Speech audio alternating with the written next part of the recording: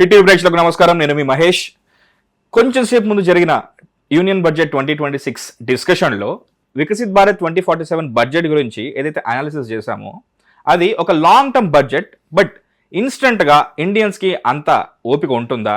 లేదు 2047 వరకు మేము ఆగం, ఈ బడ్జెట్తో మాకు ఎలాంటి లాభాలు చేకూరుతాయి, మా పన్ను భారం ఏమైనా తగ్గుతుందా, అసలు ఈ బడ్జెట్ అంతా పాత సీసాలోనే కొత్త సారయ్యా, ఇవన్నీ కూడా ఒక సీఏ పాయింట్ ఆఫ్ వ్యూ నుంచి తెలుసుకుంటేనే మనకు క్లియర్గా తెలుస్తుంది. సో పొలిటికల్ అనలిస్ట్తో ఎలాగైతే డిస్కషన్ అయిపోయిందో ఇప్పుడు ఒక సీఏతో తెలుసుకుందాం.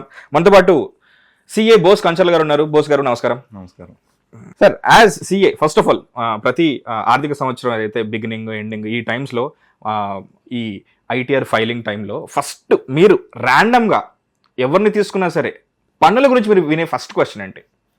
సార్ నాకు ట్యాక్స్ ఎంత తగ్గిద్ది, నాకు రిఫండ్ ఎంత వస్తుంది, అంతే. మేజర్గా ఈ రెండు. నాకు ఎంత తక్కువ ట్యాక్స్ కట్టిస్తారో అంత కట్టించండి, లేదా నాకు నేను ఆల్రెడీ ఇంత కట్ అయిపోయింది నాకు ఏమైనా రిఫండ్ ఇప్పిస్తారా. రెగ్యులర్గా ఇండివిజువల్ నుంచి ఇండివిజువల్స్ అలాగే చిన్న సైజు బిజినెస్ మ్యాన్ గురించి వినే కామన్ రిక్వెస్ట్. నా క్లయింట్స్ కావచ్చు, వేరే వాళ్ళు కావచ్చు, ఐటీ రిటర్న్లు ఫైల్ చేయొచ్చు కాబట్టి జనరల్గా వినపడే ఒక క్వైరీ ఆర్ ఎక్స్ప్రెషన్. మేము ఈ డిస్కషన్కి ఇంతకు ముందే ఒక పొలిటికల్ అనలిస్ట్తో ఈ బడ్జెట్ గురించి ఒక చిన్న డిస్కషన్ పెట్టాము. క్రిస్టల్ క్లియర్గా ఇది భారత ముఖ చిత్రం ఎలా మారిపోతుందో ఆయన ఒక బిగ్ పిక్చర్లో మాకు చూపించారు. బట్ ఇంతకు మనం మాట్లాడుకున్నట్టు లేమ్ మెన్కి నాకెంత మిగులుతుంది, నాకెంత, పోకిరి సినిమాలో వీళ్ళలాగా మాట్లాడతారు, పని ఏంటి, మీకెంత, మాకెంత అన్నట్టు మాట్లాడుతుంటారు. సో మీరు ఈ 2026 యూనియన్ బడ్జెట్ వికసిత్ 2047 మీరు అనలైజ్ చేశారా, చూసారా? యా. ఈ బడ్జెట్ ప్రవేశపెట్టడానికి ఒక వారం ముందే కొత్త టాక్సేషన్ సిస్టమ్ అనేది వచ్చింది. దాని గురించి చాలా స్పెక్యులేషన్స్ ఉన్నాయి, చాలా కన్ఫ్యూజన్ కూడా ఉండింది. అదంటే కొంచెం క్లియర్గా ఎక్స్ప్లెయిన్ చేస్తారా, లేమ్ మెన్కి అర్థమైనట్టు ఇందాక మీరు చెప్పినట్టు? కొత్త అంటే సింపుల్గా అంటే ఇంకా ఫర్దర్గా డిస్కస్ చేసే ముందు ఇది ఎలా ఉంది అంటే ఒక ఇండివిజువల్ పాయింట్ ఆఫ్ వ్యూలో ఇది zero. You don't get direct benefit are you know కొత్త టాక్సేషన్ బెనిఫిట్ ఏదైతే ఉందో భార్యాభర్తలు కలిసి ఫైల్ చేసుకునేది, అది అసలు లేదా డిస్కషన్ లేదు. అది నేను లాస్ట్ టైం మీరు ఇంటర్వ్యూ వెళ్తా ఉన్నా రాకపోవడం కారణం అదే. ఊరినే అంటే మార్కెట్లో కంటెంట్ కావాలనో రకరకాల డిస్కషన్ ఉంది కదా, దానికి సంబంధించి కనీసం సింగిల్ పాయింట్ ఆఫ్ కూడా ఒక కొత్త యాక్ట్ లో కావచ్చు లేదా ఈ ప్రెజెంట్ బడ్జెట్ లో కావచ్చు వెంటలేదు. ఇంకా మరి ఐసీఐ దాన్ని అప్రూవ్ చేసింది లేదండి. ఇప్పుడు రకరకాల పీపుల్ ఉంటారు, ఇండివిజువల్స్ ఉంటారు, ట్రేడ్ యూనియన్స్ ఉంటాయి, సిఐఏ ఉంటాయి, కాన్ఫెడరేషన్ ఆఫ్ ఇండియా అని ఉంటుంది, తర్వాత బిజినెస్ అసోసియేషన్స్ కావచ్చు, కాంట్రాక్టర్స్ కావచ్చు, ఇండస్ట్రీస్ అంటారు. వీళ్ళు యూనియన్స్ నుంచి సైడ్ నుంచి కొన్ని ప్రపోజల్స్ వెళ్తాయి ఎవరికి, గవర్నమెంట్కి. దీంట్లో తగ్గించండి, మాకు ఈ ఇష్యూస్ ఉన్నాయి, దీంట్లో కన్సిడర్ చేయండి అని రకరకాల సజెషన్స్ అన్ని కూడా ఫైనాన్స్ డిపార్ట్మెంట్ తీసుకుంటా ఉంటుంది బిఫోర్ బడ్జెట్ ప్రిపరేషన్ చేసేటప్పుడు. స్టేట్ నుంచి కూడా కొన్ని సజెషన్ తీసుకుంటాం. అలాగే everybody try to give some kind of suggestions. ఆ సజెషన్ పరంగా ICI sent this kind of requirement so that ఒక భార్యాభర్తలు అనేది లైక్ యూనిట్ లాగా డిఫైన్ చేద్దాము రెదర్ దెన్ సపరేట్ కాకుండా అని. But which is not considered, అది ఎవరు కన్సిడర్ చేయలేదు, ఫైనాన్స్ మినిస్టర్ కానీ ఎవరు కన్సిడర్ చేయలేదు. కాకపోతే ఈ రోజు డేట్లో అయితే మన ప్రెజెంట్ దాంట్లో ఇంప్లిమెంట్ చేయలేదు. ఏదైనా ఇంప్లిమెంట్ చేద్దామంటే కొత్త ఇన్కమ్ ట్యాక్స్ యాక్ట్ రాబోతుంది. ఇప్పుడు దాకా 1961 అనే యాక్ట్ ప్రకారమే మనం అన్ని రూల్స్ అండ్ రెగ్యులేషన్స్ వస్తున్నాయి. 2026 నుంచి కొత్త యాక్ట్ రాబోతుంది. 1 ఏప్రిల్ 2026 నుంచి కొత్త న్యూ ట్యాక్స్ యాక్ట్ రాబోతుంది. ఇది వదిలే ప్రస్తుతానికి వదిలేండి, ఏదైనా ఉంటే కొత్త యాక్ట్లో తీసుకుందాం అనే ఉద్దేశంతో కొత్త యాక్ట్ ఇంప్లిమెంట్ చేయబోతుంది. అక్కడ ఏమైనా ఉంటే ఉండొచ్చు, ప్రస్తుతానికి అయితే అందులో కూడా లేదు, ఇందులో అయితే లేదు, అందులో కూడా లేదు. అప్పటి నుంచి కొత్త యాక్ట్ వస్తుంది కాబట్టి ఒక యాక్ట్ రాగానే రకరకాల సజెషన్స్ వస్తాయి.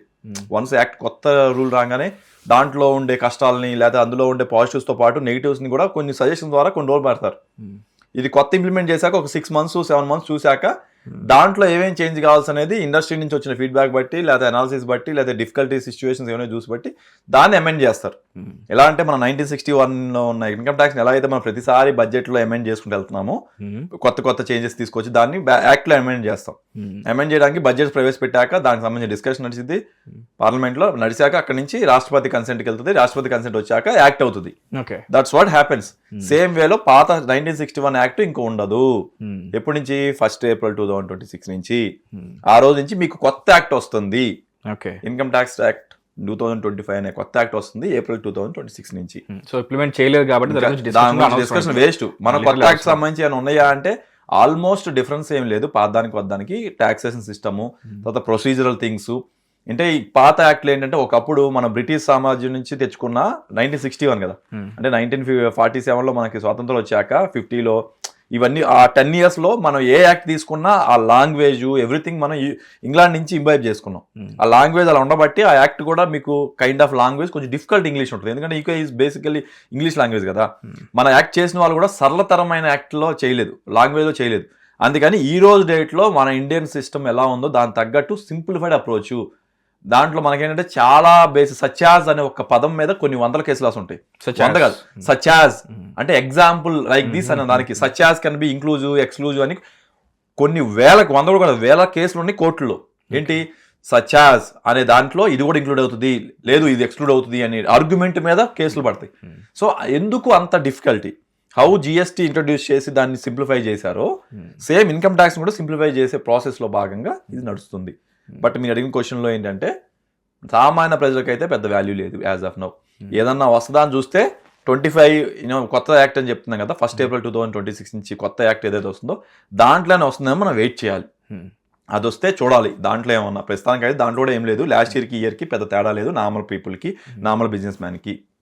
అది మాత్రం చెప్పగలను. యాజ్ సిఏ చాలా వరకు పేపర్ వర్క్ ఉంటుంది. సో 2025 బడ్జెట్ని 2026ని పక్కనే పెట్టి ఒక కంపారిజన్ చేస్తే లైక్ ఎక్కువగా ఈ రంగానికి బెనిఫిట్ అయ్యింది, ఈ రంగానికి లేదు, దీనికి ఎక్కువగా కొంచెం పర్సంటేజెస్లో మార్పులు ఉన్నాయి, దీనికి లేదు అన్నట్టుగా ఉన్న ఆ టాప్ 5 కేటగిరీస్ ఏమున్నాయి? 2025 అయినా 26 అయినా జనరల్గా ఏంటంటే over a period of time every బడ్జెట్లో last this is 12th year or 12th time budget ప్రవేశపెడుతుంది బీజేపీ గవర్నమెంట్ అనుకుంటే. నిర్మలా సీతారామన్ గారు 9th, Nirmala Sitharaman 9th, but BJP వచ్చిన దగ్గర నుంచి 2014 నుంచి ఈ రోజు వరకు తీసుకుంటే this is the 12th or 13th. అదే 2014లో ఫస్ట్ వాళ్ళు పెట్టాక వీళ్ళు పెట్టారు తర్వాత. సో ఈ బడ్జెట్ ప్రకారం తీసుకుంటే మీకు అర్థం కావాల్సింది ఏంటంటే every time they come up with some process. అంటే ఈసారి నేను ఆర్గ్యుమెంట్ అంటే నా ఫోకస్ ఎక్కడ పెడతాను అనే దాని మీద వచ్చారు. సో ఇంతకుముందు లాగా ఇండివిజువల్కి ఎంత బెనిఫిట్ సెక్షన్ వైజ్ చేయకుండా ఓవరాల్గా వికసిత్ భారత్ అనే ఒక పదం పెట్టి లాంగ్ టర్మ్ తగ్గట్టు ఏం చేస్తే బాగుంటుందనే ఉద్దేశంతో వీళ్ళు చేసుకుంటూ వెళ్ళారు. కానీ ఇండివిజువల్ బేస్డ్ లేకపోతే ఒక ట్రేడ్ బేస్డ్ అనేది ఏం లేదు. Now they want to prepare for a longer vision. అంటే మన జీడిపి గ్రోత్ ఎప్పుడైతే పెరుగుతుందో వరల్డ్స్ లార్జెస్ట్ ఎకానమీ కింద మనం అప్రోచ్ అవ్వాలనుకుంటున్నామో, నెంబర్ 1 ఎకానమీ కింద వెళ్దాం అనుకున్నాం, దానికి ఏం చేయాలని దాని మీదే ఈ రోజు ఇన్ఫ్రాస్ట్రక్చర్ డెవలప్మెంట్ మీద ఎక్కువ పెట్టారు. Infra, minerals, artificial semiconductors, data సెంటర్లు, ఇథియం బ్యాటరీ కింద సంబంధించి ఫ్యూచర్ లో energy, nuclear, lithium batteries, natural resources, automation things గురించి. తర్వాత ఫారిన్ మనం we became a magnet of foreign companies investments. పెద్ద పెద్ద కంపెనీస్ కూడా ఇండియాకి వచ్చి ఇన్వెస్ట్ చేస్తున్నాయి. సో వాళ్ళకి ఏ రకంగా బెనిఫిట్ ఇవ్వగలం అనే మైండ్ సెట్తో చేసిందే కానీ స్పెసిఫిక్ ఇంత ముందు లాగా అప్రోచ్ ఉండేది, ఈ సెక్షన్ ఆఫ్ ఆడియన్స్కి ఇది, ఈ సెక్షన్ ఆఫ్ ఆడియన్స్కి ఇది అని చెప్పి చేసేవాళ్ళు. ఇప్పుడు అలాంటి అప్రోచ్ లేదు. ఎగ్జాంపుల్ ఏంటంటే జిఎస్టీ, మామూలుగా జనరల్గా జిఎస్టీలో ఏ చేంజెస్ చేసినా బడ్జెట్లో చేంజ్ చేస్తారు. మీరు గమనిస్తే ఈ గవర్నమెంట్ ఏం చేస్తుందంటే బడ్జెట్లోనే చేంజ్ చేయాలని రూల్ లేకుండా అవుట్ ఆఫ్ బడ్జెట్ కూడా చేంజెస్ ఉంటున్నాయి. మీరు గమనిస్తే జనరల్గా ఏదైనా చేంజ్ చేయాలనుకోండి బడ్జెట్ వచ్చేదాకా వెయిట్ చేయాల్సి వచ్చేది. ఇప్పుడు అట్లా కాదు, మన 4 slabs ఆఫ్ జిఎస్టీని 2 slabs చేశారు. ఇప్పుడు అవుట్ ఆఫ్ బడ్జెట్ 5%, 18% ఒకటే కంటిన్యూ చేస్తారు. జనరల్ గా ఇలాంటి పెద్ద చేంజ్ ఎప్పుడు కూడా బడ్జెట్ లో జరిగాయి, ఎందుకంటే అవుట్ ఆఫ్ బడ్జెట్ చేస్తున్నారు ఇప్పుడు.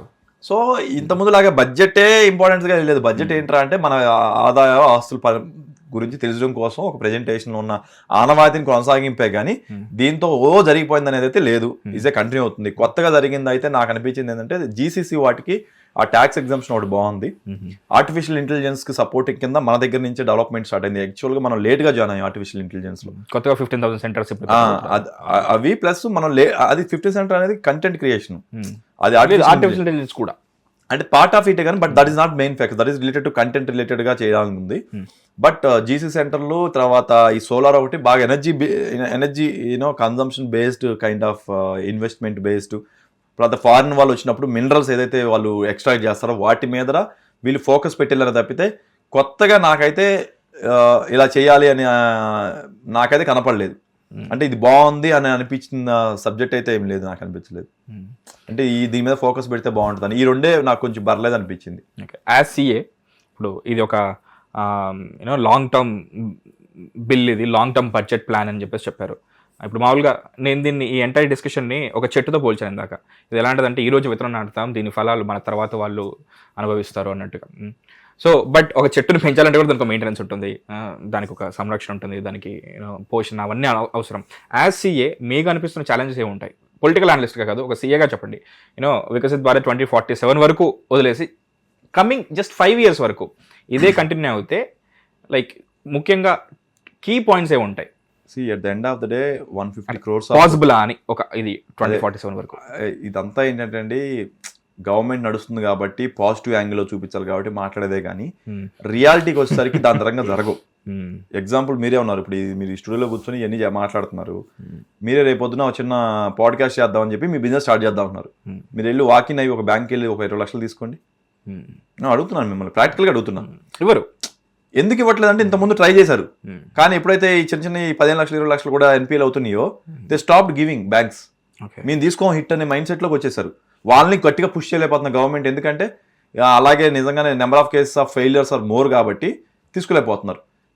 నేను అనేది ఏంటంటే 150 కోట్లలో 5 కోట్ల మందికే మనం ఈ బెనిఫిట్లు అని వెళ్తున్నాయి కానీ వీళ్ళు బడ్జెట్లు తప్పితే 145 కోట్లకి బెటర్మెంట్ అయ్యే ఏమి కనపట్లేదు నాకు. I need that. అలా జరగాలంటే ఇప్పుడు ఏం చేయాలి? నువ్వు 500 రూపాయల నోట్లు క్యాన్సిల్ చేయాలి, 200 రూపాయల నోట్లు క్యాన్సిల్ చేయాలి. తర్వాత వీళ్ళకి ఏదైనా లోన్స్ కావాలంటే అది సరళతరం చేయగలగాలి. నాకు యూనో ఏదన్నా ఫైలింగ్ కానీ ఏదన్నా ఉంటే కాంప్లెక్సిటీ ఉంటే తగ్గించాలి. అలాగే ఎంప్లాయ్మెంట్ బెటర్మెంట్ చేయగలగాలి. అది one thing I liked about this budget is decriminalisation of penalties.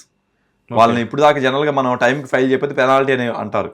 వాళ్ళు ఇప్పుడు నుంచి పెనాల్టీ అని పిలవకుండా దాన్ని ఫీజు అంటున్నారు, లేట్ ఫీజు అన్నట్టు మాట్లాడుతున్నారు.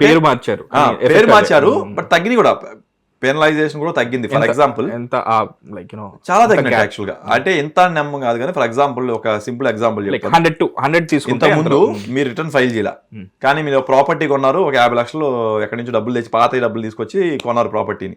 వెంటనే మీకు నోటీస్ వచ్చింది ఇన్కమ్ ట్యాక్స్ లో, ఎందుకంటే మీరు రిటర్న్ ఫైల్ చేయలేదు కానీ మీరు పెద్ద ప్రాపర్టీ కొన్నారు అదొకటి. లేదా క్రెడిట్ కార్డు బిల్లు కట్టేసి ఉంటారు చాలా మంది, కానీ క్రెడిట్ కార్డు బిల్లు కట్టిందేమో 40-50 లక్షలు కనపడతా ఉంటుంది. మీ రిటర్న్ ఫైల్ చేసిందేమో మీరు 5 లక్షలు చూపించుంటారు. అంత డిఫరెన్స్ ఎక్కడి నుంచి వచ్చింది? 60 లక్షలు బిల్ కట్టారంటే మీరు ఇన్కమ్ ఏంటనేది వాళ్ళు నోటీస్ పంపించినప్పుడు మీరు జనరల్గా ఏంటంటే వెంటనే ప్యానిక్ అయిపోతారు. ప్లస్ మీకు ఏదో ఒక ఇన్కమ్ వచ్చి ఉంటుంది, దాన్ని మీరు రిపోర్ట్ చేసి ఉంటారు. దానివల్ల ఏమైపోతుందంటే మీరు తప్పు చేశారనే భావంలోకి వెళ్ళిపోయి అసెసింగ్ ఆఫీసర్కి ఏమైనా దొరికింది అనుకున్నప్పుడు క్యాష్ డిపాజిట్లో 10 లక్షలు చేశారనుకోండి, అన్ఎక్స్ప్లెయిన్ కింద దానికి 10 లక్షలు ఇంటూ ట్యాక్స్ ప్లస్ పెనాల్టీ అన్ని కలిపి 70%, 10 లక్షల మీద 7 లక్షలు ట్యాక్స్ కట్టాల్సి వచ్చేది. ఇప్పుడు కొత్తగా వచ్చింది ఏంట్రా అంటే, నువ్వు సపోజ్ ఇంత ముందు ఒక ఐటీ రిటర్న్లో ఏదో మిస్ చేసావు, అసెస్మెంట్ ప్రొసీడింగ్ ఇనిషియేషన్ చేశారు నీ మీద ఆ ఇయర్కి సంబంధించి. ఇప్పుడు ఏంటంటే నువ్వు 10 lakhs డిక్లేర్ చేసి ఒక 10% ట్యాక్స్, అదే నువ్వు ట్యాక్స్ కట్టి ఒక 10% ఎక్స్ట్రా ట్యాక్స్ కడితే ఓకే, అసెస్మెంట్ అయ్యే లోపు కడితే నిన్ను పెనలైజ్ చేయవు ఆ పెనాల్టీతో. కానీ అసెస్మెంట్ ఇంతకుముందు అది లేదు. ఇంతకుముందు ఒక్కసారి నోటీస్ వచ్చిన తర్వాత నువ్వు ఫైల్ చేసినా నాకు not valid, you cannot file it. అంటే నీకు నోటీస్ స్టార్ట్ అవ్వగానే లేదు సార్ అప్పుడు నేను మర్చిపోయాను ఇప్పుడు ఫైల్ చేస్తానంటే లేదు, తప్పే దొరికావు. ఇప్పుడు ఆ అసెస్మెంట్ అయ్యేదాకా దాన్ని తప్పు కింద ట్రీట్ చేస్తాను, నీకు పెనాల్టీ వేస్తాను అనే మైండ్ సెట్ లో ఉండాలి. ఇప్పుడు అట్లా కాదు, అసెస్మెంట్ ఓపెన్ అయినా కూడా యూ కెన్ పే 10% ఎక్స్ట్రా, అంటే నార్మల్ ట్యాక్స్ మీద 10% ఎక్స్ట్రా కట్టి ఫైనలైజ్ చేసుకుని ముందుకెళ్ళొచ్చు. అలాంటి డీక్రిమినలైజేషన్ ఒకటి చేశారు, ఎస్పెషల్లీ ఇండియా లెవెల్లో. They want to Boost the is of doing business సంబంధించి పెనాల్టీ ఎక్స్ట్రా వేయకుండా తగ్గించడానికి ట్రై చేశారు. అదొకటి వెరీ గుడ్ థింగ్ యాక్చువల్లీ. ఎందుకంటే మనం ఏదైనా చిన్న నోటీస్ రాగానే ఎవరైతే నోటీస్ వచ్చిన వాళ్ళు పెద్ద పెద్దలు తిడతారు, వాళ్ళనైతే ఎలా చేస్తారు, వీళ్ళనైతే ఏం పడిచిపోరు, అలాంటి సిచ్యువేషన్ లోకి ఇండియన్, ఎందుకంటే మనం ట్యాక్స్లు కట్టినా మనకి బెనిఫిట్లు ఏం లేవు అనే మైండ్ సెట్ తో ఎక్కువ మంది ఉన్న ప్రజలకి ఈ కైండ్ ఆఫ్ చేంజ్ అనేది డెఫినెట్లీ వెల్కమ్. ఎందుకంటే చాలా మంది తెలియదండి. ఫర్ ఎగ్జాంపుల్ కొంతమంది ఎన్ఆర్ఐస్ ఉంటారు, వాళ్ళు ఫారెన్ లో ఉండి ఒక తెలీదు, నేను బయట ఉంటున్నాను కదా నేను డిక్లేర్ చేయట్లేదు అనుకుంటారు, కానీ ఇక్కడ ఇన్కమ్ ఏదో ఒకటి వచ్చి ఉంటుంది. ఇక్కడ ఇన్కమ్ వచ్చిందంటే ఇక్కడ రిటర్న్ ఫైల్ చేయాలి, దాంట్లో ఫారెన్ ఇన్కమ్ కూడా డిక్లేర్ చేయాలి, అదో రూల్ ఉంది. వాళ్ళు చాలా మంది తెలియదు, చేయరు. ఇప్పుడు ఏమవుతుంది, ఈ పాస్పోర్ట్ బేస్ మీద ట్రాక్ చేస్తున్నారు, ఎందుకంటే ఇక్కడ నుంచి ఇండియా నుంచి వెళ్ళినోళ్ళే కదా వాళ్ళు. అక్కడ ట్రాక్ చేసి అక్కడ ఎసెట్లు కొన్నాయి కూడా అక్కడ exchange of information between the countries మధ్య ఎంఓ ఎంటర్ అయ్యి అక్కడ నుంచి డేటా తీసుకుంటున్నారు. ఆ పాస్పోర్ట్ రిలేటెడ్ గా అసెట్స్ ఏమన్నారా, అక్కడ ఎన్ని బ్యాంక్ అకౌంట్స్ ఉన్నాయి, వాళ్ళు ఎంత ఇన్కమ్ సంపాదిస్తున్నారు అన్ని తెచ్చుకుంటున్నారు. సో వాళ్ళు ఫైల్ చేయకపోతే వాళ్ళకి ఈడీ నోటీస్ పంపించేస్తున్నారు, ఫెమా ప్రకారం నోటీస్ పంపించేసి you got so much of income, why did to file. అలాగే అగ్రికల్చర్ ల్యాండ్ కొనకూడదు foreigners, NRIs, it's prohibited. So NRI ఉండే వాళ్ళు ఇక్కడికి వచ్చేసి అగ్రికల్చర్ ల్యాండ్ కొంటున్నారు. ఎలా కొంటున్నారు, ఇక్కడ లోకల్ ఇండియాలో కరెంట్ అకౌంట్ ఓపెన్ చేస్తున్నారు. కరెంట్ అకౌంట్ ఓపెన్ చేయకూడదు ఇండియాలో.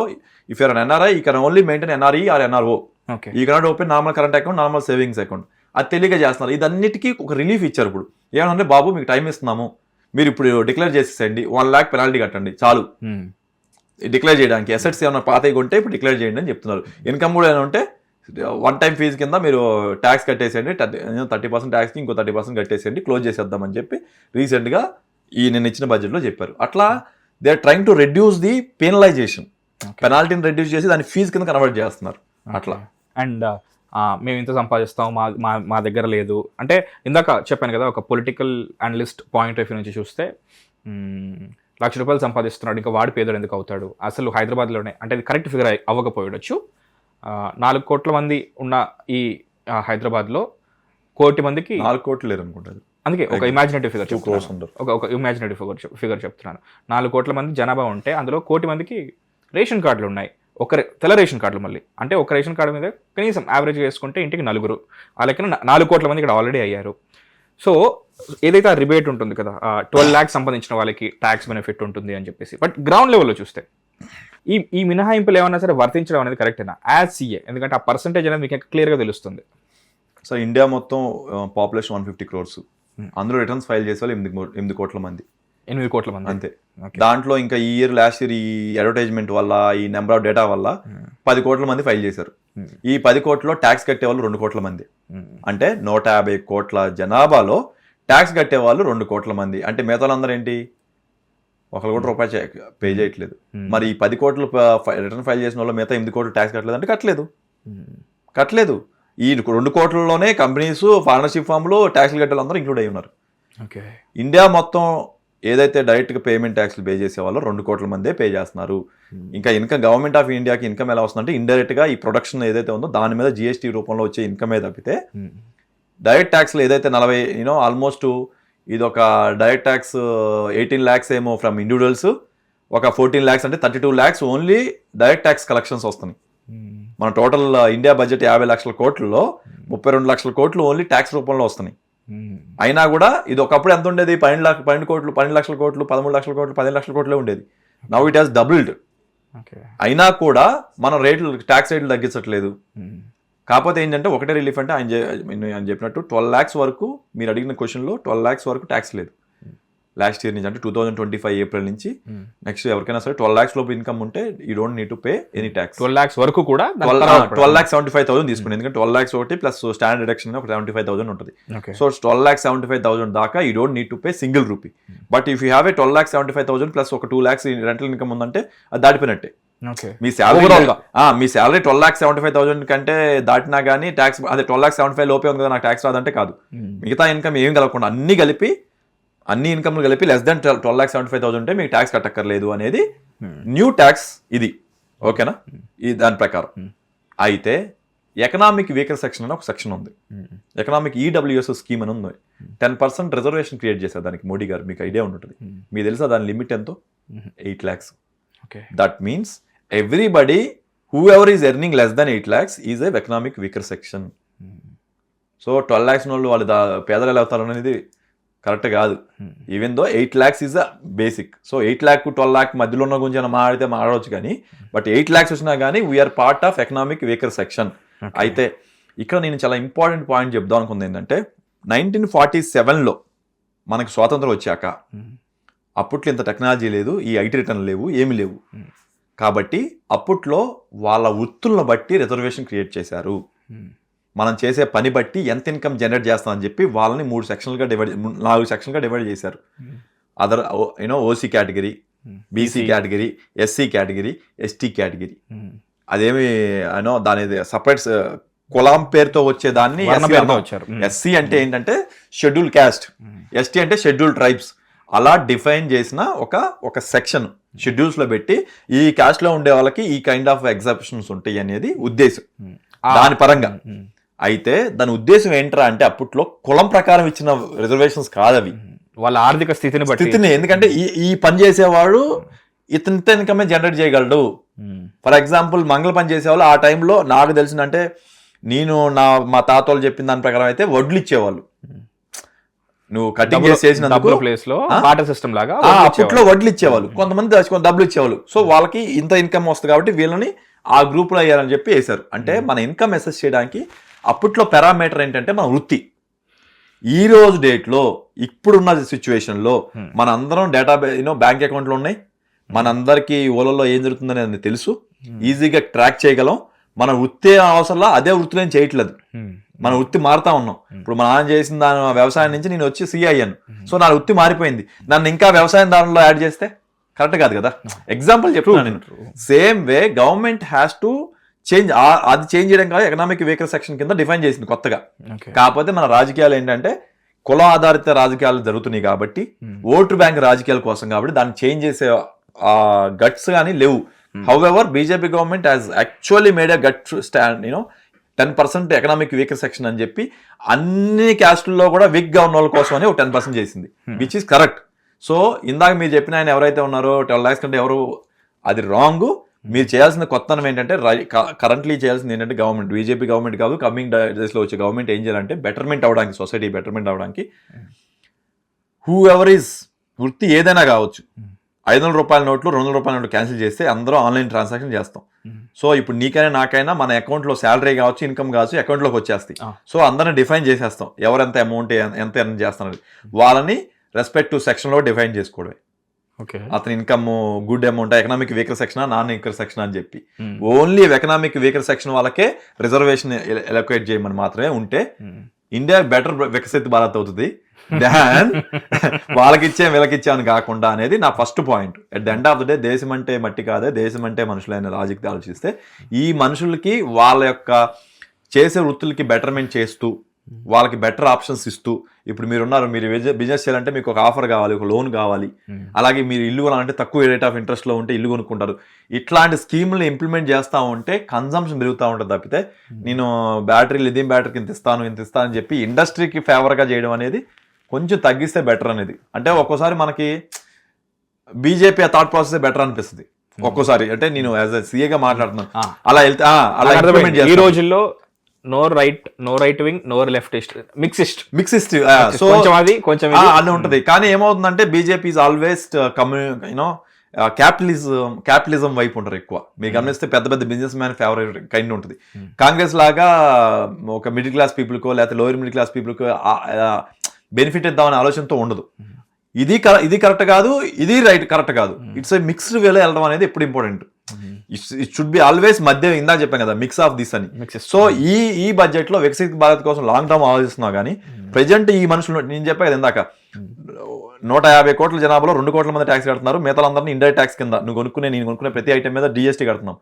మిగతా 145 కోట్ల మందికి యావరేజ్ గా అనుకుందా పోనీ 145 కోట్ల మందికి బెటర్మెంట్ గురించి ఆలోచించట్లేదు. వీళ్ళు 145 కోట్ల మందికి ఇన్కమ్ ఎలా పెంచాలి, వాళ్ళు ఏమైనా చేస్తున్నారు, వీళ్ళు 145 మందికి పని కల్పించాలి కాబట్టి ఆ ఏరియాలో ఒక కొత్త ఇండస్ట్రీ రావాలి, ఇదే ఆలోచిస్తున్నాం తప్పితే ఈ 145 మందికి ఎగ్జిస్టింగ్ ఏముంది, వాళ్ళకి మన ప్రపంచానికి ఎలా సప్లై చేయొచ్చు వీళ్ళ దగ్గర నుంచి అనే మైండ్ సెట్ లో మనం ఇంప్లిమెంట్ చేయట్లేదు. ఇది ఇప్పుడు వాళ్ళు జనరల్గా ఏవైతే పనులు చేసుకుంటారు, అగ్రికల్చర్ కానీ లేకపోతే ఆక్వా రంగం కానీ లేకపోతే ఇంకేమైనా సరే ప్రొడక్షన్ చిన్న స్మాల్ స్కేల్ ఇండస్ట్రీస్ MSME, అందులో ఎలాంటి తగ్గింపులు కానీ ఎలాంటి చేంజెస్? MSMEకి ఒక 10,000 crores ఫండ్ పెట్టారండి అది బెనిఫిట్ చేయడానికి. దానికి సంబంధించిన ద ప్రొసీజర్ ఎలా వాళ్ళు MSMEకి బెనిఫిట్ చేస్తారు అనేది కనపడలేదు. CGTMS స్కీమ్ అని ఒక స్కీమ్ ఉంటుంది, దాంట్లో లోన్ ఇస్తారు వితౌట్ ఎనీ సెక్యూరిటీ లేకుండా మ్యానుఫ్యాక్చరింగ్ కంపెనీస్ కి, సర్వీస్ సెక్టర్ కి 2 crores వరకు లోను. దాన్ని ఇప్పుడు 5 crores వరకు ఇంక్రీజ్ చేస్తారు. But let's banks are going. But ఇందాక మీకు చెప్పినట్టు బ్యాంక్స్ ఎక్కడ పుష్ చేయట్లేదు, ఎందుకంటే NPL అయిపోతున్నాయి, సరిగ్గా సక్సెస్ రేట్ తక్కువ ఉందనే ఉద్దేశంతో చాలా ఆలోచించి సెక్యూర్డ్ లోన్స్ ఎక్కువ ప్రిఫర్ చేస్తున్నారు బ్యాంక్స్. సో ఈ రకంగా ఎంతమందికి బెనిఫిట్ అవుతుందో నాకు తెలియదు. ఈ 10,000 కోట్లు ఎన్ని కంపెనీస్ బెనిఫిట్ అవుతుంది, ఎంతమందికి రిలీఫ్ ఇస్తుంది, ఎంతమందికి బెనిఫిట్ చేసి ప్రొడక్షన్ పెంచుతుంది అనేది తెలియదు. ఈ 10,000 కోట్లు ఎంటైర్ ఇండియా కదా, సో మళ్ళీ అందులో ఏమన్నా డివైడ్ చేశారా ఈ స్టేట్ కింద ఈ స్టేట్ కింద? ఎందుకంటే మామూలుగా నేను ఏదైతే ఒక political analyst point of view నుంచి చూస్తే, ఫర్ ఎగ్జాంపుల్ ఎక్కడైతే తక్కువ డెవలప్మెంట్ ఉందో ఇక్కడ తగ్గించి అక్కడ పెట్టడం, అంటే మళ్ళీ రాబిన్హుడ్ స్టైల్లో కాకుండా ఇక్కడ తగ్గించి అక్కడ పెట్టడం, సో దట్ వాళ్ళని కూడా మన స్థాయికి తీసుకురావడం అనే ఉద్దేశంతోనే బడ్జెట్ ప్లాన్ చేస్తారని చెప్పేసి మాట అన్నారు. అట్లేం లేదు కానీ అందరికి సమానం కాదు. ఇప్పుడు సెంట్రల్ గవర్నమెంట్ ఒక పెడుతుంది, వచ్చిన డబ్బులతో స్టేట్ గవర్నమెంట్ కి యావరేజ్ గా వాళ్ళ పాపులేషన్ ఏదో ఒక పారామీటర్ మీద డివైడ్ చేస్తుంది అమౌంట్. సో ఆ అమౌంట్ బేస్ మీద రెస్పెక్ట్ స్టేట్ కి ఒక వింగ్ ఏర్పడింది. ఇప్పుడు సెంట్రల్ గవర్నమెంట్ స్కిల్ డెవలప్మెంట్ ఉంది, నేషనల్ స్కిల్ డెవలప్మెంట్ కార్పొరేషన్ అక్కడ ఉంటుంది. వాళ్ళు డైరెక్ట్ గా ఏం చేస్తారు, వాళ్ళ దగ్గర ఉన్న ఫండ్ ని స్టేట్ కి అలొకేట్ చేస్తారు. అంటే వాళ్ళ ద్వారానే పేమెంట్ చేయక్కర్లేదు, స్టేట్ కి కొంత అలొకేట్ చేసి అక్కడి నుంచి కొంత పేమెంట్ చేయాల్సి ఉంది. స్టేట్ ఏం చేసింది, ఈ స్టేట్ లెవెల్లో ఒక కార్పొరేషన్ డెవలప్ చేసి అక్కడ నుంచి సెంట్రల్ గవర్నమెంట్ నుంచి ఫండ్ తీసుకుంటుంది, స్టేట్ లెవెల్ నుంచి కొంత అలొకేట్ చేసింది. దాని నుంచి మళ్ళీ ఈ ఆబ్జెక్టివ్ చేస్తారు. జనరల్గా అలాగే జరుగుతుంది. ప్రతి ఎంఎస్ఎంఈ కావచ్చు, స్కిల్ డెవలప్మెంట్ కావచ్చు, లేకపోతే ఇంకేదైనా రకమైన ఇండస్ట్రీ కావచ్చు, సోలార్ కావచ్చు, ఏదైనా ఈ యోజనాలు అది సెంట్రల్ గవర్నమెంట్ వచ్చే ఫండ్ ని స్టేట్ కి కొంత ఎలకేట్ చేస్తారు. డైరెక్ట్ గా వాళ్ళు కొంత ఖర్చు పెడతారు. స్టేట్ గవర్నమెంట్ కి వచ్చిన కార్పొరేషన్ నుంచి కొంత ఖర్చు వాళ్ళు చేస్తారు. అంతే తప్పితే డైరెక్ట్ గా ఇంత ఎలకేట్ చేయాలని ఉండదు. It depends on the every year. Last year ఎంత ఖర్చు పెట్టారు, సరే ఈ ఇయర్ ఇంత పెద్దాం. అదే నువ్వు లాస్ట్ ఇయర్ ఎక్కువ తీసుకోగలిగితే ఓకే వీళ్ళు ఇంత రిక్వైర్మెంట్ ఉంది కాబట్టి వీళ్ళకి ఈసారి ఇంత ఇద్దామని చెప్పి ఆ లాస్ట్ ఇయర్ పారామీటర్ వెళ్తారు తప్పితే లేదు నేను అందరిని ఈక్వల్గా చూడాలి కాబట్టి వీళ్ళకి ఇంత అని మాట్లాడరు. అట్లే ఉండదు. ఓకే, సో మనం ఇక్కడ చాలామంది ఫారినర్స్ని చూస్తుంటాం. ఏదర్ టూరిజం పర్పస్లో వస్తారు, చదువుకోవడానికి వస్తారు. లైక్ చదువుకోవడానికి వచ్చిన వాళ్ళకి ఎలాగో వాళ్ళకి ఎడ్యుకేషన్ స్కీమ్స్ ఎలాగో ఉంటాయి.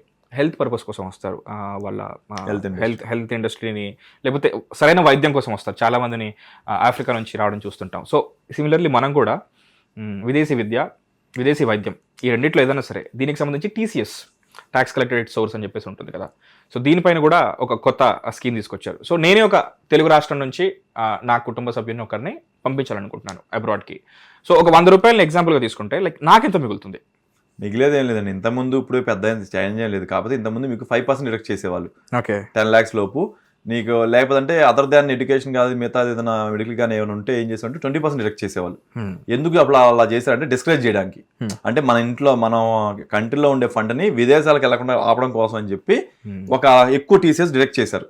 కాకపోతే అప్పుడు మెడికల్ ఒకటి, హాస్పిటాలిటీ ఒకటి, టూరిజం ఒకటి, వీటి కోసం ఏంటంటే ఎక్కువ అమౌంట్. ఫర్ ఎగ్జాంపుల్ నువ్వు థాయిలాండ్ వెళ్దాం అనుకుంటున్నావు, థాయిలాండ్కి వెళ్ళడానికి నీకు 20% లేకపోతే 5% కట్ అయిపోతే నీకు మిగిలేది ఏంటి? అయితే ఈ కట్ అయిన అమౌంట్ ఏమి ట్యాక్స్ కాదు, అది మనకి ఆన్లైన్లో కనపడుతుంది. అది మళ్ళీ మనం రేపొద్దున రిఫండ్ క్లెయిమ్ చేసుకోవచ్చు. అంతే అంతే అంతే. అది ఎందుకంటే నేను అప్పుడు ట్రావెలింగ్కి వెళ్ళాను, అదేమో నా ఇన్కమ్ కాదు.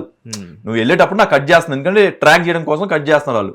అది ఎక్కువ కట్ చేసి మనకి మళ్ళీ మనకి ఆన్లైన్లో TDS రూపంలాగే TCS రూపంలో మనకు చూపిస్తుంది. రేపొద్దున మనం ట్యాక్స్ కట్టాల్సిందో దీంతో సెటప్ చేసుకొని మనం బెటర్మెంట్ చేసుకోవచ్చు. బట్ ఇప్పుడు ఏంటైంది సార్, మెడికల్ వెళ్ళేవాడిది నా ఇన్కమ్ కాదు కదా, మీరు నాకు ఇంత ఎందుకు కట్ చేస్తున్నారని ఒక ప్రపోజల్స్ వెళ్ళినాయి కాబట్టి స్పెసిఫిక్ రీజన్ కోసం 2% చేసే తప్పితే దీంట్లో బెనిఫిట్ ఏం లేదు. నువ్వు గవర్నమెంట్ ట్రాక్ చేయడం కోసం ఒక రూల్ తీసుకొచ్చింది. TDS ఎందుకు కట్ చేస్తున్నావు? ఇప్పుడు ఇయర్ మొత్తం అయ్యాక నువ్వు ట్యాక్స్ కట్టొచ్చు కదా, ముందే TDS ఎందుకు కట్ చేస్తున్నావు? కడతావు లేదు, దానికోసం నేను మళ్ళీ ఫాలోఅప్ చేయాలి, మళ్ళీ నీ అకౌంట్ అంతెందుకు. అండ్ మోరోవర్ నువ్వు పోస్ట్ పోన్ చేసావంటే నువ్వు ఎగ్గొట్టేస్తావు. తెలీదు, అదే మనం అంటే మనం దొంగలా చూడాల్సిన అవసరం ఏముంది? మ్యాక్స్ ఇప్పుడు ఇందాక మనం మాట్లాడుకున్నట్టే ఏదో జియో ఫర్ ఎగ్జాంపుల్, ఇప్పుడు జియో ఉంది, చాలా మంది వాళ్ళకి కీప్యాడ్ ఫోన్స్ ఉంటాయి, కానీ వాళ్ళకి కూడా ఒక స్మార్ట్ ఫోన్లో ఉన్న బెనిఫిట్స్ వాళ్ళకి వస్తాయి, కానీ వాళ్ళు ఇంటర్నెట్ వాడరు. అదంతా ఎక్కడ పోతుందా అంటే లైక్ వాళ్ళు లైక్ ఎలా ఇవ్వగలుగుతున్నారు అంటే దాన్ని బ్యాలెన్స్ చేస్తున్నారు. సో ఇందాక మీరు చెప్పారు ఆల్రెడీ ఏంటి, ఒక 4 లక్షల మంది తీసుకుంటే ఒక 2 లక్షల మంది కడుతున్నారు, ఇంకా 2 లక్షల మంది కట్టట్లేదు అని చెప్పేసి. సో అలా బ్యాలెన్స్ చేస్తున్న పద్ధతే ఇది కూడా. సో అలా ఎగ్జాంపుల్ చెప్తున్నారు. అంటే ఎక్కువ మంది బయటికి వెళ్ళే వాళ్ళు స్టూడెంట్స్ వెళ్తా ఉంటారు కదా, ఇది ఖర్చు కదా, ఖర్చు మీద మీరు ఇంత TDS కట్ చేసి మీరు రిఫండ్ ఎందుకు క్లెయిమ్ చేయాలని డిస్కషన్ వచ్చింది కాబట్టి ఈ పర్పస్ కోసం వెళ్ళినా, బయటికి వెళ్ళినా, టూరిజం వెళ్ళినా సరే మరీ 5% కాదు, లేదా టాలెంట్ లేకపోయినా, లేదా ఈ క్లారిటీ లేకపోయినా 20% కాదు, ఓన్లీ 2% అని చెప్పారు ట్రాక్ చేయడం కోసం. సో దట్ ఎంత ఫండ్ వెళ్తుంది, ఏమేమి కడుతున్నారనే ఉద్దేశంతో చేసింది. కానీ అది పెద్ద బెనిఫిట్ ఏం కాదండి, దానికోసం మనం పెద్ద డిస్కషన్ చేసే పాయింట్ ఏం కాదు. బడ్జెట్లో ఒకటి ఇంక్లూడ్ చేయాలి, అదో పెద్ద ఏదో మనకి మన డబ్బులే అవి. నేను వెళ్ళి ఎడ్యుకేషన్ ఫీజు కడుతున్నాను, నేను ఫీజే ఆల్రెడీ అంటే నా ఇన్కమ్ కాదు కదా, నువ్వు ఇన్కమ్ మీద TDS కట్ చేస్తున్నావు అంటే ఓకే ట్యాక్స్ కట్టాలి కాబట్టి నువ్వు కట్ చేస్తున్నావు. నా ఎక్స్పెన్సెస్ నేను లోన్ తీసుకుని బ్యాంక్ లోన్ కూడా కడుతున్నాను, దాని మీద కూడా కట్ చేసేవాళ్ళు మరి 5%. నేను తీసుకుంటే లోన్ మళ్ళీ దాని మీద నువ్వు ఎందుకు కట్ చేస్తున్నావు? నా కాస్ట్ కదా ఇది, నేను ఎడ్యుకేషన్ ఫీజు కట్టాలి, నువ్వు 5% ఎందుకు కట్ చేస్తున్నావు లాజిక్ మీద. సరే అంత కాదులే కానీ సరే 2% మాకు ట్రాక్ చేయాలి కదా, ఎంత డబ్బులు వెళ్తుంది అని చెప్పి ఏదో మన మీద ఇచ్చినట్టు ఒక 2% కట్ చేయించున్నారు. ఓకే, సో మామూలుగా ఈ మధ్య చాలా ఎక్కువగా అంతెందుకు ఏ సినిమా చూస్తున్నా, ఏ OTTలో ఏది చూసినా సరే మధ్యలో వస్తున్న యాడ్స్ ఏవైతే ఉంటాయో అవి ఎక్కువగా చూస్తుంది ఏంటంటే షేర్ మార్కెట్, ట్రేడింగ్, ఈ so called racks to riches అయిపోవడానికి అతి దగ్గర సులువైన మార్గం ఏదైతే ఉందో అలా అందులో ముఖ్యంగా ఇది అన్నట్టుగా ఎక్కువ ప్రమోట్ చేస్తుంటారు. ఆ ప్రమోషన్ రిజల్ట్ అనేది కనిపిస్తుంది. చాలామంది ట్రేడింగ్లో ఇంట్రెస్ట్ చూపిస్తున్నారు. 1+1 అంటే కూడా లెక్క సరిగ్గా తెలియని వాడు కూడా ఒక డిమాట్ అకౌంట్ ఓపెన్ చేసుకుని ట్రేడింగ్ అనేది స్టార్ట్ చేయడం, అండ్ 1000 మంది స్టార్ట్ చేస్తే అందులో ఒకడో ఇద్దరో సక్సెస్ అవ్వడం, వాళ్ళని చూసి ఇంకా ఎక్కువ మంది పెట్టడం అది చూస్తున్నాం. ఈ STT అనేది ఒక ట్యాక్స్ ఉంటుంది కదా, ఈ బడ్జెట్లో దాన్ని పెంచారు. సో ఇదేమన్నా ఆన్ అదర్ సైడ్ మీరు ట్రేడింగ్ వైపు వెళ్ళొద్దు, మిమ్మల్ని ఎంకరేజ్ చేయట్లేదు అన్నట్టుగా చూపించడానికి ఏమన్నా? ఇంట్రాడే ట్రేడింగ్ అని ఉంటుందండి. అంటే వీళ్ళు పెద్ద పెద్ద స్టాక్స్ కాకుండా ఇంట్రాడే ట్రేడింగ్ అని ఉంటుంది, లైక్ లోహాల మీద, కొన్ని మినరల్స్ మీద, డెప్ట్ మీద, వీటి మీద బ్యాక్ ఎండ్ ఒక అండర్లయింగ్ అసెట్ బేస్ మీద జరిగే కొన్ని ట్రేడింగ్స్ ఉంటాయి. అది లైక్ జాక్ పాట్ లాంటిది అది. కానీ last 1 year 1.5 year back Nirmala Sitharaman కూడా అనౌన్స్ చేశారు, దీనివల్ల నష్టపోతున్న వాళ్ళు ఇన్స్టిట్యూషనల్ ఇన్వెస్టర్స్ అంటే మన రిటైల్ ఇన్వెస్టర్స్ అందరూ నష్టంలోనే ఉన్నారు, దీనివల్ల లబ్ధి పొందిన వాళ్ళు తక్కువ మంది అనే ఉద్దేశంతో అనౌన్స్ చేశారు అప్పుడే. ఆ రకంగా చూసినా ఏ రకంగా చూసినా ఎవరైనా ఇన్వెస్ట్ చేసే వాళ్ళు టెంపరీగా మనందరం జాక్ పాట్ ఒక ప్యాకెట్ ఆడుతున్నట్టే ఆడుతున్నారు. యూనో స్టాక్ మార్కెట్ అంటే ప్యాకెట్ ఒకటే కాదు, ఇట్స్ లైక్ నువ్వు ఏ స్టాక్స్ అంటే ఈ కంపెనీ గ్రో అవుతుంది దాని తగ్గట్టు ఇన్వెస్ట్ చేయాలనే మైండ్ సెట్లో మనం లేకుండా పోయాం. ఎందుకంటే ఎవరెవరినో చూసి వీళ్ళని చూసి లైక్ సడన్గా ఒక రోజు ఒక స్టాక్ పెరిగిద్ది, దీంట్లో మనం పెడితే బాగుంటుంది అనే మైండ్ సెట్లో జనాలు ఏదో యూనో సినిమా చూసి అలాంటి కొన్ని రాంగ్ మెథడాలజీలో తీసుకుంటున్నారు. ఆ లోన్ అంటే ఆ లాస్ తగ్గించడం కోసం కంటే కూడా ఎస్టీజీ పెంచింది ఏంటంటే గవర్నమెంట్కి ట్రాన్సాక్షన్ పెరుగుతున్నాయి కదా, నెంబర్ ఆఫ్ పీపుల్ ఇన్వెస్టింగ్ ఏదైతే ఉందో ఒకటి వాళ్ళు చెప్పడానికి అలా చెబుతున్నారు కానీ but government is taking some pie out of the total cake అంతే. దానివల్ల తగ్గిద్దని అనుకోవడం, ఎందుకంటే ప్రపంచంలో India is the only country such a big country, only 7% people are stock మార్కెట్లో ట్రేడ్ చేస్తున్నారు. If you are taking America 50 to 60% people trading చేస్తూ ఉంటారు. If are taking China it is around 35-40% ఉన్నారు. India is the only country with so much of population, so many stocks, only 7% are people are trading. ఇంకా ఎంత demand, ఇంకా ఎంతమంది దీంట్లోకి వస్తారో ఆలోచించండి, మన స్టాక్ మార్కెట్ ఇంకా ఎంత పెరిగిద్దో ఆలోచించండి. సో 7% ఉన్న ఆ పరిణామం నుంచి కొత్తగా రాబోతున్న వాళ్ళకి ఇప్పుడు ఈ ఎస్టీటీ పెరగడం వల్ల ఇంకా రావారు కదా. అంటే కాదులే, ఎస్టీటీ ఎంత ఉంది మహా అయితే 0.15% కదా అంతే. దానివల్ల పెద్ద వాల్యూ ఏం కాదు. కాకపోతే ఏంటంటే ఆల్రెడీ లాస్ మీద ఇంకో లాస్ కోసం కొంచెం తగ్గిస్తారు. దీనివల్లే డెసిషన్ మేకింగ్ ఏం చేంజ్ అవ్వదు.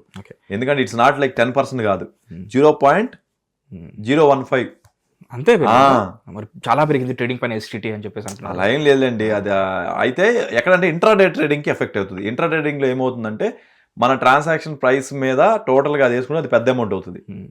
మనకు వచ్చే బెనిఫిట్ ఉంటుంది సార్. వాళ్ళు 100 కోట్ల మీద మన దగ్గర డబ్బులు లేకపోయినా ఇంట్రాడే ఎలా ఉంటుంది అంటే 100 కోట్ల మీద డీల్ చేస్తూ ఉంటారు.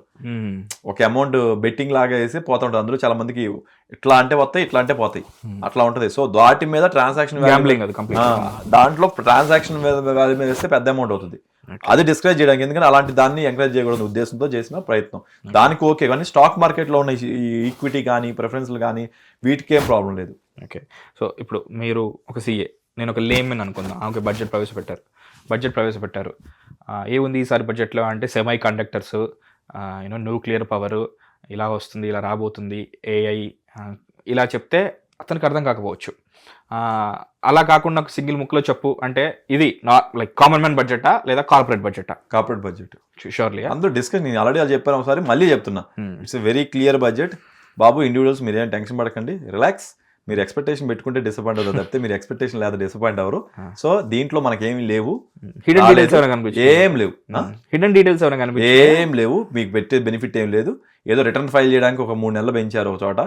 మామూలుగా వేరే వాళ్ళకి జూలైలో చేయాల్సింది ఇంకో 1 month పెంచారు. బిజినెస్లు ఉంటేనే వాళ్ళకేమో ఆగస్ట్ చేశారు, అది కూడా డేట్ 1 month పెంచారు తప్పితే డబ్బుల పరంగా మీకు బెనిఫిట్ ఏం లేదు. మీరు డిసప్పాయింట్ అవ్వకండి, మేము కూడా డిసప్పాయింట్ అవ్వట్లేదు. చార్ట్ అకౌంట్స్ అయ్యండి.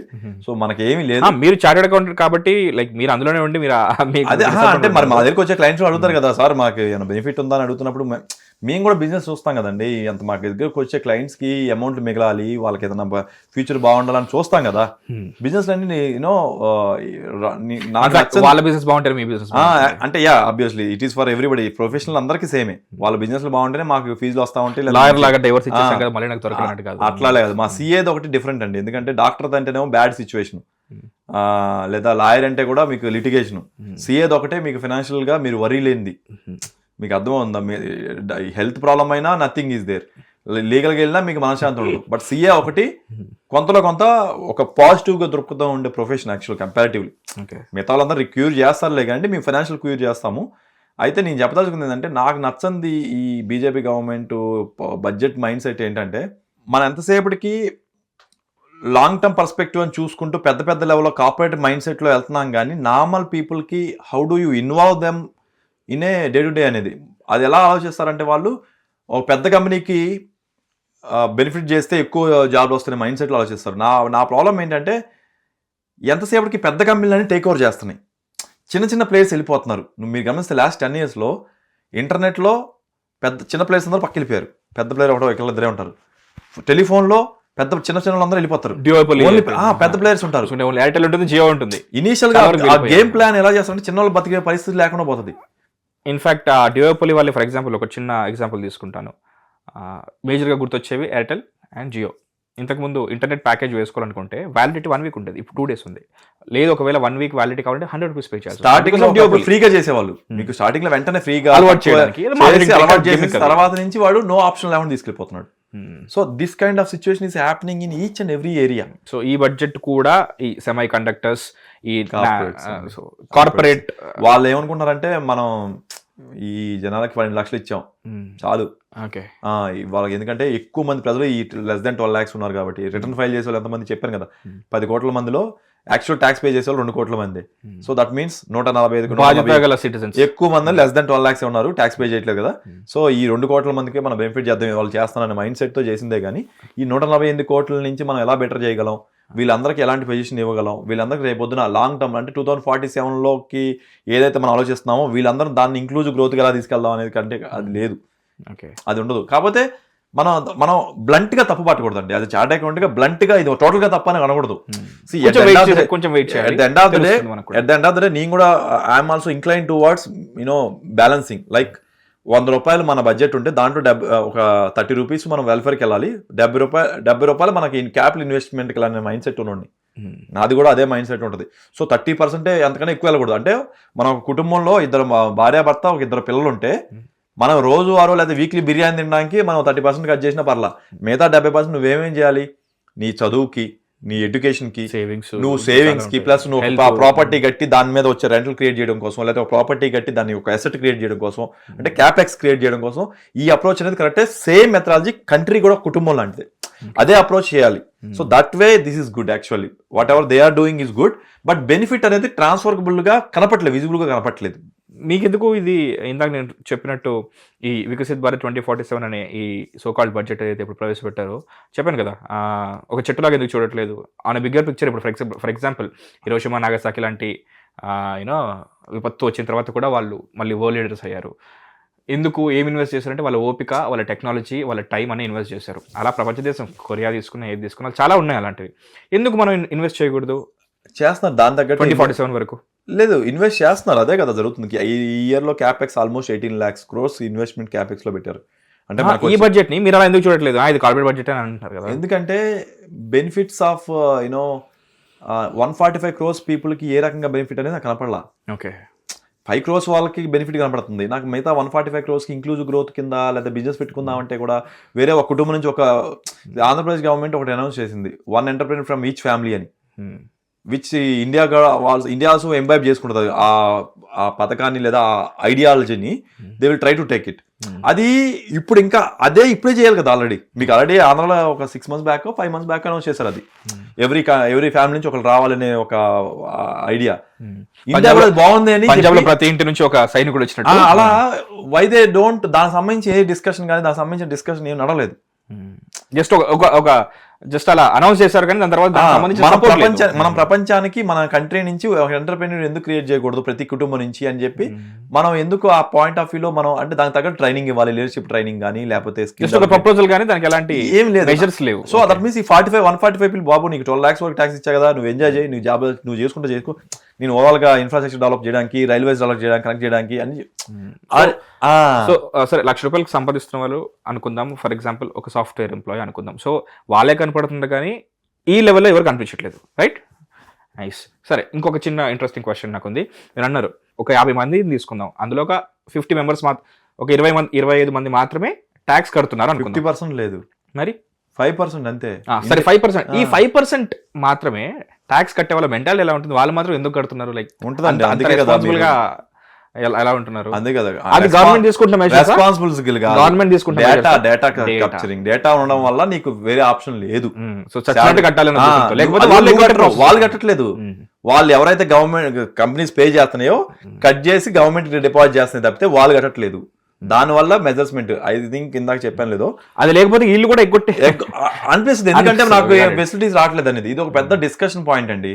ఇప్పుడు ట్యాక్స్ కట్టేవాడికి కూడా నువ్వేం బెనిఫిట్ ఇస్తున్నావు? నేను ఒక నిర్మలా సీతారామన్ గారికి ఒక లెటర్ కూడా రాశాను, వెళ్ళిందో లేదో తెలియదు కానీ ట్యాక్స్ ₹1,00,000 కంటే ఎక్కువ ట్యాక్స్ కట్టిన ప్రతి ఇండియన్కి ₹1,00,00,000 హెల్త్ ఇన్సూరెన్స్ ఇవ్వండి. సో దట్ నేను 1,00,000 కట్టాలని ఉద్దేశంతో కనీసం, ఎందుకంటే బయట నేను హెల్త్ ఇన్సూరెన్స్ తీసుకున్నా అదే 30,000 కడుతున్నా. 30,000 20,000 హెల్త్ ఇన్సూరెన్స్ కడుతున్నామా? లైఫ్ టర్మ్ ఇన్సూరెన్స్ వదిలేండి, యాక్సిడెంట్ అంటే నేను చనిపోతే నాకు వచ్చే ఇన్సూరెన్స్ వదిలేండి. నాకేమైనా హెల్త్ ప్రాబ్లం వస్తే నీకు ఇన్సూరెన్స్ కావాలంటే నువ్వేం చేస్తున్నావు? ₹5,000 6,000 10 లక్షల లోపు చాలా స్కీమ్స్ వస్తున్నాయి. వాటన్నిటికీ మనం ఒక ₹10,000 ₹15,000 ఈ ప్రీమియం కడుతున్నాం. దానికి ఈ మధ్య మొన్న జరిగిన రీబేట్ లో 0% చేశారు. అది జిఎస్టీ. నేను చెప్పేది ప్రీమియం కట్టుకున్నాగా. అంటే నేను తీసిన గద్దర్ సినిమాలో ఇదొక డైలాగ్ కూడా పెట్టాను.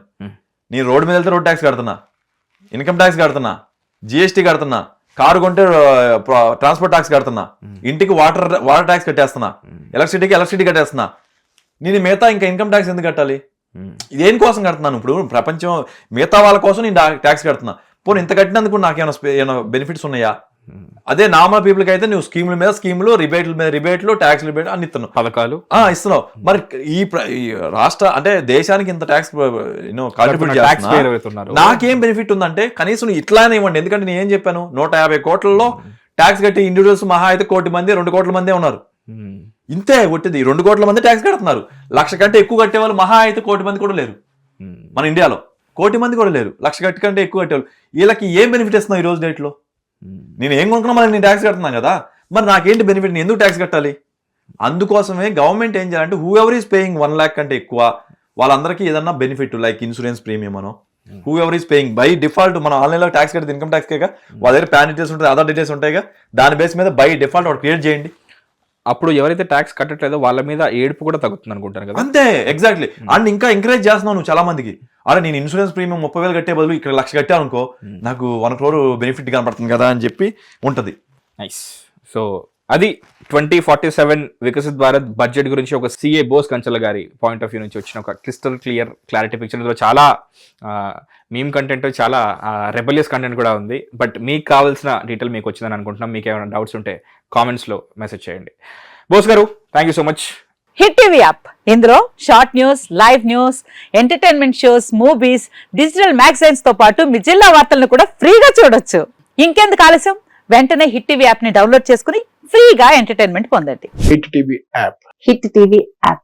Please download hit TV app. Hit TV app ని ఫ్రీగా డౌన్లోడ్ చేసుకొని ఎంజాయ్ చేయండి. మీకు నచ్చిన ఎంటర్టైన్మెంట్ కోసం హిట్ టీవీ యాప్ ని ఫ్రీగా డౌన్లోడ్ చేసుకుని ఎంజాయ్ చేయండి. హిట్ టీవీ యాప్ ని డౌన్లోడ్ చేసుకుని ఆస్వాదించండి, ఆశీర్వదించండి. ఇంతమంది సెలబ్రిటీలు హిట్ టీవీ యాప్ ని డౌన్లోడ్ చేసుకోండి అని చెప్తున్నారంటే ఎంత మంచి యాప్ ఆలోచించండి. అమెరికా అమెరికా అమెరికా అమెరికాలో చదవాలనుకునే వాళ్ళకి విశ్వసనీయమైన పేరు మన శౌర్య కన్సల్టెన్సీ. UK లో 1 year masters. UK లో 1 year masters. 2 years work permit up to 5 years visa. Contact Saurya Consultancy. Contact 89851 89851.